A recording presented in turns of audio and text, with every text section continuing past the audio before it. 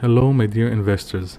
In this video I'll explain the first part of my spreadsheet, which is basically the part of the income statement from the company. So over here I'll put in the revenue, and over here I'll put in the cost of revenue, and then the gross margin, and then the percentage of the gross margin, and the SG&A, total operating expenses, total operating revenue, the net revenue, and the percentage of the net revenue. And so I'll explain this shortly. Most people, anyone who knows a little bit about investing knows these numbers, but I'll just explain them shortly, and then I'll explain what I do. So over here we have our income statement of a company, and all statements are divided to three. There's the income statement, and there's the balance sheet, and there's the cash flow statements. So in the income statements, basically there's always three main parts. The first one would be the net sales. That means how much total money the company got from its sales. So in this over here they got 12.3 billion, and then the company would put in the cost of the product sold, right? So if let's say a company sells shoes, and it costs them 90 cents to produce the shoe, and they sell the shoe for $1, so their cost of product sold will be this amount, and they'll sell it for this amount. So the first thing the company takes off is the cost of the product sold. So this is the first income, which is the entire amount of money they got before all expenses. And the second part would be the gross profit, which is basically how much money did the company earn after the cost of the product sold. And then the second part of the income statement of the income would be how much money the company got from operations. That means there's some expenses in a company which is part of the operations, and some of them are not part of the operations. Let's say selling, general administration expenses. These expenses, but the company needs to pay fees for its employers, or if they need a market, anything that has to do with the selling, and for fees and employees, whatever they need, right? So this will be the first part the company takes off. And then you have all different kind of expenses. I'm not going to get into this right now. And so in the process of the operation, the company, they sell, and then the first thing they take over is the cost of products, and then all the other expenses, which is part of the operation of the income. So that usually would be the net operating income. And then the third part would be the net income after all the other expenses. So they have the expenses which aren't part of the operations, like interest that the company pays for on loans that they took, or expenses like taxes. Every company has to pay its taxes, but that's not part of the operation. So there's the first part, which is the net sales, and then right away is the gross profit after the cost of the product sold, and then there's the operating revenue after the SG&A and all other expenses, and then there's the net revenue, which is after the net income or net revenue or net operating profits. Everything is, it's all the same point. It's the net income after all the expenses, including taxes and interest and everything else. So when I copy into my spreadsheet this information, I don't put in all the information. I just put things that I want, or that I want to check them out, or I want to know the company's efficiency, or different things I want to know. So let me show you which things I put inside. So of course we put in the top line, which is the revenue, and right away the cost of revenue, and we get the gross margin, which is automatically calculated, and the percentage. Now I also put in SG&A, and there's a reason why I put in this number. I'll explain this shortly. But out of all the company's expenses, this is the only one that I really care to check out on a constant basis. And then I'll get my total operating expenses, which is calculated by taking the revenue and the total operating revenue, and automatically I know how much was the expenses. And then I put inside the net revenue and the net revenue margins. That means the company earned the top line was 1.6 billion, and the bottom line, the net revenue, was 36 million. So out of this amount, the company got only 2.23%. Now, the reason I like to see the number and the percentage is because I want to see throughout the years, is the net margin growing? That means, is the company becoming more and more efficient? So over here in 2002, they had 2.23% net margin. We're jumping here 10 years to 2012, 1.16%. And then we need to take into consideration that 2012 was right after the stock market crashed in 2008, so the economy was still growing. But we see throughout the years, the net margin 1.16, 1.74. In 2014 was 2.6. In 2015 was 2.79. In 2016 it was 3.12. So slowly but slowly, the company is becoming more and more efficient, and we see throughout the years. We'll come to 2021. Well, a lot of companies earned a lot of money. It was 6.2% the net margins. So these are all things to check out the company's efficiency. So what I do is I start off in 2002, which is 20 years ago. I basically want to get the amount what started 20 years ago, and whereas today, what happened throughout all the years. Now, this is only my first research that I do. If I like a company and I really look into it, I have another spreadsheet, which I do all the numbers from 2002 until till the last year, till the current year. Over here, my first one, I don't put in all the numbers. I just jump for 10 years because in the end, I'll calculate what happened throughout the next 20 years. But I don't, for my first research, I don't really care what happened in the next 10 years. I want to know what happened 20 years ago and what happened in the last 10 years.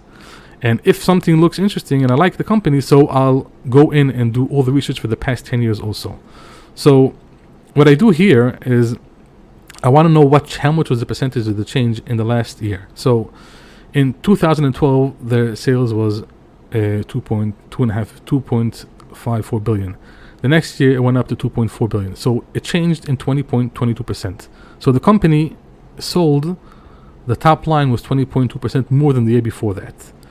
And the cost of revenue went up only 19.68%. So this is also a number I want to see myself. I want to see the percentage difference. If I see constantly that the company each year, the cost of revenue goes up less than the revenue, that means the company is becoming more efficient and knows how to take down the cost of its revenue, and the company is earning more, the gross revenue is more than the cost of revenue. So over here it went up 20.2% and the cost only was up 19.68%. The next year again, 2014, the revenue was up 7.6% and the cost of revenue was up only 6.6%. Again, we see that the company, it's only a small indication, it's not something, but all these small little things make a difference. Again, the cost of revenue was up less than the revenue. Same thing the year afterwards. The revenue was up 8.5%, the cost is only up 6.5%. And if we can see that consistently, it's a good thing. And if we see the opposite, then something is wrong. If we see a company consistently, the cost of revenue is going up more than the revenue, then we ask ourselves, why isn't the company learning how to take down the cost of revenue? So that's a small little thing you could check out throughout the years. The next thing is the gross margin. Again, I want to see also how much is the gross margin and how much was it in percentages. Is the gross margin growing each year? Is the company learning how to become more efficient? So in 2002, their gross margin was 14%. That means out of the top line, they were earning, before all the other expenses, they were earning 14%. And then, okay, after the financial crisis, everything changed, but 10.9%, 11.3, 12.2, 13.8, 14.6. We see consistently the company is growing its gross margins. That means the company is an efficient company and knows how to take down the cost of revenue, and the bottom line each year is growing more and more. My next thing I put in the expenses is SG&A, Selling General Administration. And the reason why I put this number is, out of all the expenses, why I want to check out this number is because basically a company is built on three components. If it's a production company, it needs the PPE, it needs the plant or factory or whatever it is to produce its products. It needs the people to sell their products or workers to work in the factory, and they need the inventory. So in the videos afterwards, I'll show my ratios. So one of my ratios I like to do is to see how much a company is earning on their SG&A, and is it becoming more efficient. So I want to see this expense to me is very important. Other things like depreciation, now I'll put in different calculations. But I want to know this part. Is the company becoming more efficient in how it's paying employees, or how the marketing, all the things that have to go into selling, are they becoming more efficient? So let's see over here. In 2013, the expenses on SG&A was up 10.5%, but the revenue was up 20%. So again, we see the company only had to take up 10% the expenses in the SG&A, and they got out of that a 20% more in their income. If I'll see a company which every year the SG&A is going up more than the revenue, so I'll say to myself, so it shows that the company is not efficient enough. It's adding on 20% in their expenses in SG&A, and for that they're getting only back a 10% more income in the revenue. So that shows the company isn't efficient. Not always, but again, it's another small indicator. So over here, the SG&A was up 10%, the revenue was up 20%. Over here, it was up 12%, but the revenue was up only 7%. Over here again, the SG&A was up 50%, and the revenue was only up 8%. You say, why is it going up so much? So that's, again, a small thing I like to check out in my spreadsheet. These numbers I make myself, and I like to see throughout the years all the different things. Now, the next thing I want to know the total operating expenses. So, in the total operating revenue, that's the thing I want to know also, is the gross margin growing. So let's say over here is something very nice. We see that the total operating revenue in 2013 was up 66% from the year before that, and the revenue was up only 20%. So that means, again, it shows the company is efficient. The bottom line, not the net revenue, but the bottom line before that, the total operating revenue was up 66%, while they only needed to add on 20% in the revenue and in sales to get up for the bottom line to go up higher. Same thing we see the next year. Their total revenue was up 7.6%, but their total operating revenue was up 31%. Again, it shows the company is efficient. It doesn't need to grow enough a growth of 10% or 7% in this case for the company's bottom line to go for 30%. But the company, what we care about is the bottom line. The top line is very nice and good, but the bottom line is the actual numbers. So is the bottom line growing more than the top line? That's a very good sign. The company is efficient. And the same thing next year. The top line, total revenue was up 8.5%, but the bottom line was up 39%. Again, it's an efficient company. If we see the bottom line growing less than the top line, then something is wrong with the company.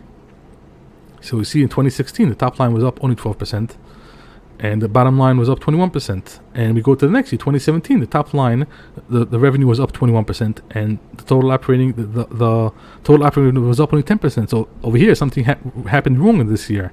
The top line grew only in 20%, and the bottom line grew only 10%. So what happened in this year?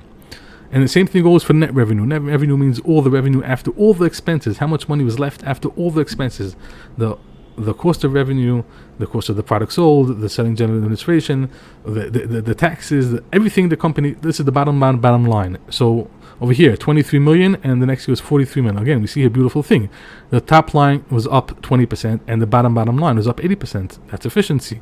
Over here, 2014, the top line 7.6%, the bottom line 33%. And we see also that the net revenue is growing more than the total operating revenue. So this shows that the company is run very good, if you see it consistently, and that I like to call it growth efficiency. It's growing efficient. And over here, this is the percentage again. I want to see the percentage for each year. So the net margin was 1.6, 1.7, 2.6. Again, it's growing. The net margin is growing. Now this line, I call it revenue growth. This is something that I made up, and I like to check it's the difference between how much money a company earned one year more than the year before that. So over here in 2012 they earned 23 million, and in 2013 the net revenue was 43 million. So I want to know how much money more they earned in this year more than the year before that. So this number is 29 million. That's 29.7 million. That's more than 23 million. That's 43 million. So the company earned this year 29 million more than the year before that. In 2014, they earned 23 million more than the year before. In 2015, they earned 38 million more than the year before. Now, the reason why I want this number is that will be in the video on return on invested capital. I like to do a calculation on this number when I check the return on invested capital, how much money was the growth in the revenue and how much they invested. So that will be in a different video. So this video explains in my spreadsheet which numbers, which data I put inside in the income statement. I hope you enjoyed this video, and thank you very much.